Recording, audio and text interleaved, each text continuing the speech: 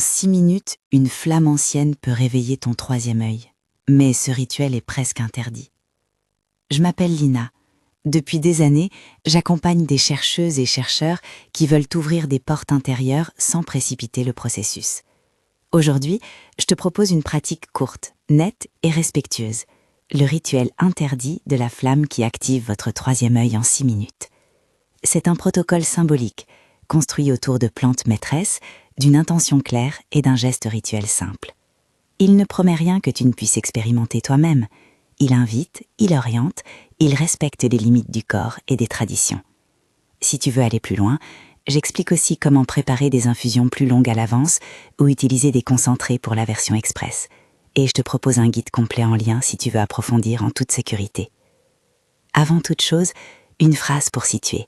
La glande pinéale, que l'on nomme souvent troisième œil, est un petit organe au centre du cerveau, longtemps associé aux rêves, à l'intuition et aux états de conscience altérés dans de nombreuses traditions. Elle a reçu au fil des siècles le rôle symbolique de voile qui s'ouvre. Certaines plantes et pratiques rituelles sont réputées pour préparer le terrain de ces perceptions. Rappel important, aucun rituel ne remplace un avis médical. Si tu es enceinte, prends des médicaments, notamment antidépresseurs, IMAO, ou as des problèmes cardiaques, consulte un professionnel de santé avant d'utiliser des plantes ou huiles aromatiques. Voici les 7 gardiennes que je vais évoquer. Armoise, citronnelle/verveine, menthe plus romarin, lavande, damiana, lotus bleu et ayahuasca. Pour chacune, je te donne un bref compte d'origine, ce qu'elle peut soutenir selon les traditions, puis une note pratique et une précaution essentielle. Après cela, je te guide pas à pas dans le rituel de 6 minutes, avec une variante express et une option rituelle complète pour les qui veulent préparer leur infusion à l'avance. Armoise, gardienne des rêves. Les anciens racontent que l'armoise, brisée en filaments fumants près du lit, éloignait les cauchemars et ouvrait les portes des rêves prophétiques. Dans de nombreuses cultures, elle est associée à la liminalité, à la femme sage qui traverse le seuil entre le visible et l'invisible, ondée qu'elle favorise des rêves vifs et la mémoire onirique. Pratique, utilisée en infusion le soir ou comme fumigation douce avant le sommeil. En version express, une inhalation courte d'un concentré aromatique peut suffire au rituel. Précaution, évitez pendant la grossesse et en cas d'hypersensibilité. Si tu prends des médicaments, demande l'avis d'un professionnel. Citronnelle verveine, la calme qui clarifie. La citronnelle et la verveine portent l'odeur du matin, celle qui nettoie l'esprit des ruminations. Les herboristes traditionnels la prescrivaient pour apaiser l'agitation, créer une base calme pour la méditation. Son énergie est claire, lumineuse, comme la lumière qui balaie la brume. Pratique, infusion légère avant une séance de méditation ou quelques gouttes d'extrait concentré dans de l'eau tiède, idéal en préparation diurne. Précaution, attention en cas d'allergie aux astéracées et prudence si tu es enceinte ou si tu prends des anticoagulants. Menthe plus romarin, le duo de la clarté et de la vigilance. La menthe rafraîchit le front, le romarin réveille la mémoire. Ensemble, ils forment un mélange ancien pour chasser la confusion et stimuler l'attention. Dans les pratiques guerrières et cérémonielles, on les employait pour tenir éveillé l'esprit quand il devait veiller. Pratique, infusion courte ou inhalation aromatique pour une version express, bon usage diurne ou avant un travail de concentration. Précaution, évitez l'usage excessif chez les personnes sensibles et la menthe peut être irritante pour certains estomacs. Lavande, l'ouverture douce entre veille et sommeil. La lavande est une passeuse, elle accompagne la transition, l'état hypnagogique où apparaissent images et symboles. Les traditions européennes la tenaient pour protectrice et propice aux rêves enchantés. Pratique, infusion apaisante ou quelques gouttes d'huile diluée pour inhalation légère, parfaite pour le moment de glisser vers le rituel si tu veux explorer des images d'intérieur. Précaution, surveille les réactions cutanées avec les huiles essentielles et évite la lavande en concentration forte chez les personnes allergiques. Damiana, la douceur expansive. Cultivée en Amérique centrale, la damiana est associée à l'ouverture du cœur et à une expansion douce de la conscience. Dans certaines lignes rituelles, elle invite au relâchement créatif et aux rêveries lucides. Pratique, usage rituel restreint, plutôt en soirée rituelle relaxante. Précaution, limiter la fréquence, ne pas utiliser en cas de grossesse ni en association avec certains médicaments, éviter surdosage d'infusions fréquentes. Lotus bleu, la fleur des étés lucides. Le lotus bleu, utilisé dans l'Égypte ancienne et en Asie, est célébré pour ses qualités soporifiques lucides.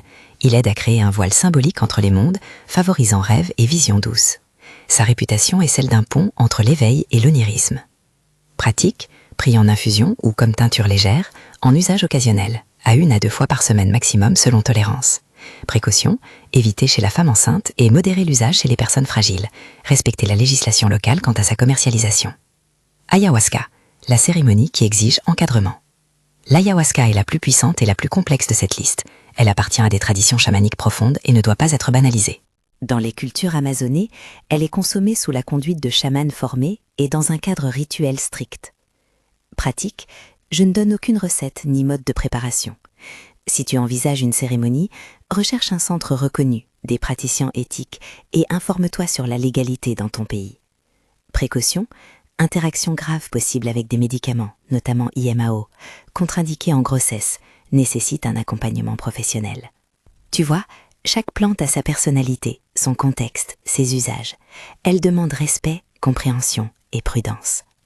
Dans la version courte que je te propose maintenant, nous allons utiliser ce que j'appelle une version express, une huile aromatique diluée, une goutte d'infusion concentrée que tu auras préparée en amont, ou simplement l'arôme direct d'une plante sûre, comme lavande ou verveine, pour activer symboliquement la circulation intérieure en 6 minutes. Si tu veux la version complète, infusion longue, rituel étendu, bain cérémoniel, je détaille tout cela dans mon guide Le Code des herbes, que tu peux télécharger via le lien épinglé en commentaire. Prépare ton espace, une petite bougie ou une lampe douce, la flamme est symbolique, pas obligatoire. Un siège confortable, un verre d'eau ou ta tasse prête si tu as préparé un concentré, et un olfactif, huile diluée ou petit flacon pour l'inhalation. Éteins les notifications, choisis une musique discrète si tu veux, mais le silence est souvent le meilleur allié. Pose l'intention d'avance en une phrase simple. Je souhaite ouvrir avec respect et clarté, ou ce qui résonne pour toi. On n'invoque pas, on invite, on ne force pas, on convie. Le rituel de 6 minutes, version guidée. Minute 0, mise en place et ancrage. Installe-toi, sens le point de contact entre ton corps et la chaise ou le coussin. Offre à la bougie ou à la lampe ta première attention. Prends un instant pour nommer pourquoi tu es ici. Nul besoin de mots compliqués, une intention courte suffit. Si tu as un concentré d'infusion, garde-le à portée de main. Si tu as une huile diluée, pose-la près du nez. Minute 1, posez l'intention et respirez. Fermez les yeux. Inspire lentement par le nez. Imagine une petite flamme douce au niveau du centre du front, entre les sourcils. À chaque inspiration, visualise cette flamme qui s'alimente d'une lumière claire et chaude. À chaque expiration, imagine qu'un voile s'amincit. Répète 3 respirations complètes. Inspire, retiens un instant sans forcer, expire longuement. Pose ton intention en silence ou à voix basse, que ma vision s'ouvre avec discernement. Minutes 2 et 3, l'inhalation sacrée ou la gorgée rituelle. Approche l'olfactif, huile ou concentré, et prends une inhalation profonde, comme si tu saluais la plante. Si tu utilises une goutte d'infusion concentrée préparée, prends une petite gorgée et laisse-la circuler. L'idée n'est pas de provoquer, mais d'inviter. Le geste devient offrande à ton propre espace intérieur. Pendant ces 2 minutes, maintiens la flamme imagée au centre du front et permets à l'odeur de t'envelopper. Si des images viennent, laisse-les sans t'y accrocher. Si tu as préparé une infusion longue, tu peux aussi simplement respirer son bouquet à distance en t'ancrant dans la douceur du rituel. Minutes 4 et 5, visualisation guidée. Ici, l'imaginaire travaille. Visualise la flamme au front s'ouvrant comme une fleur qui dévoile un petit miroir. Dans ce miroir, vois apparaître des symboles simples. Une plume, une rivière, un visage, une lumière. Ne cherche pas à contrôler, accueille ce qui vient. Si tu préfères, imagine la flamme comme une lanterne qui éclaire une pièce intérieure, ou comme une clé qui effleure une porte. Laissez le mental vagabonder, puis ramenez doucement l'attention à la flamme si elle s'éparpille. Tu peux poser une question intérieure, courte et bienveillante. Que dois-je écouter aujourd'hui ? Et rester disposé aux images sans exiger de réponse immédiate. Minute 6, ancrage et remerciement. Ramène lentement l'attention au souffle, sens le poids du corps, le contact des pieds au sol. Remercie la plante, la flamme, ton corps. Si tu as bu un concentré, prends une dernière gorgée d'eau pour ancrer.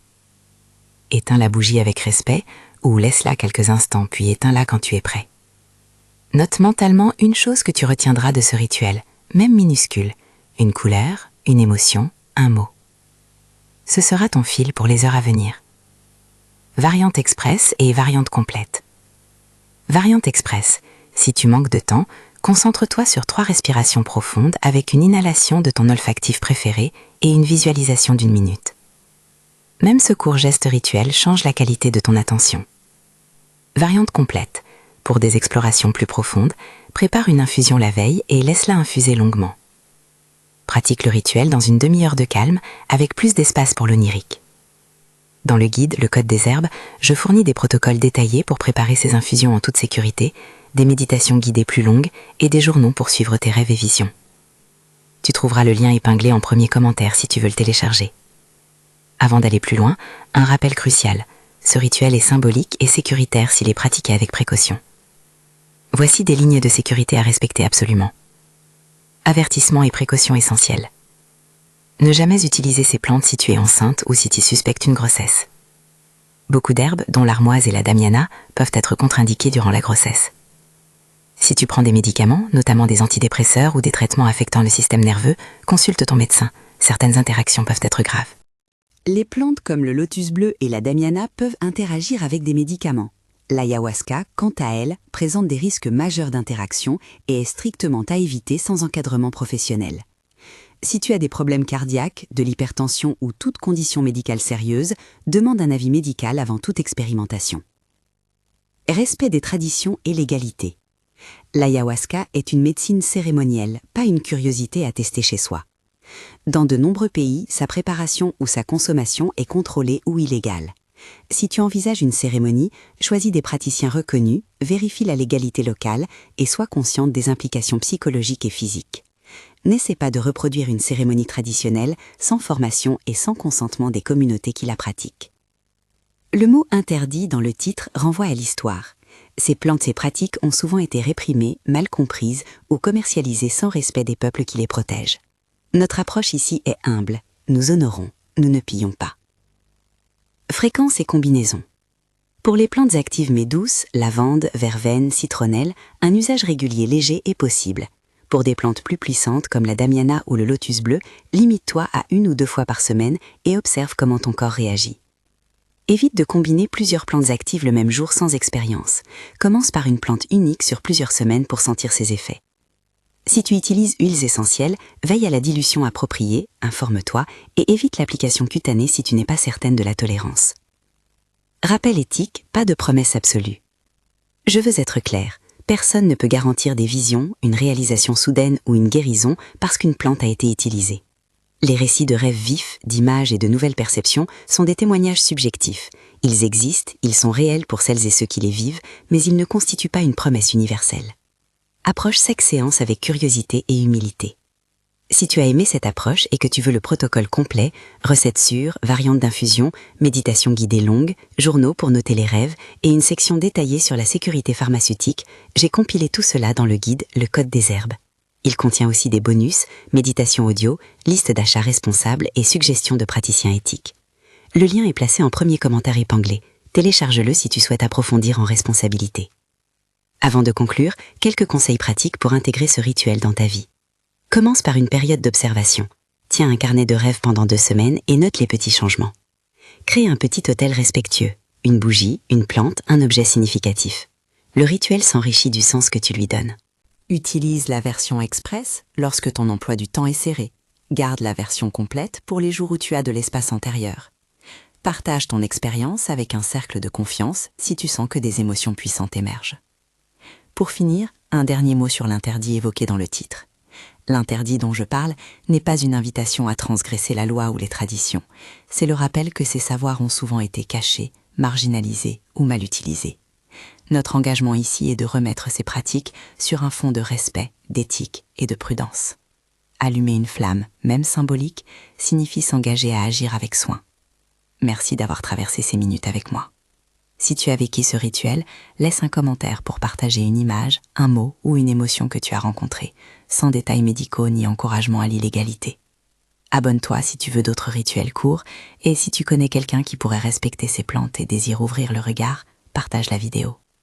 Le guide complet, Le Code des Herbes, est dans le commentaire épinglé si tu souhaites approfondir en sécurité. Que ta flamme intérieure s'ouvre doucement, avec discernement et gratitude. Merci et à bientôt.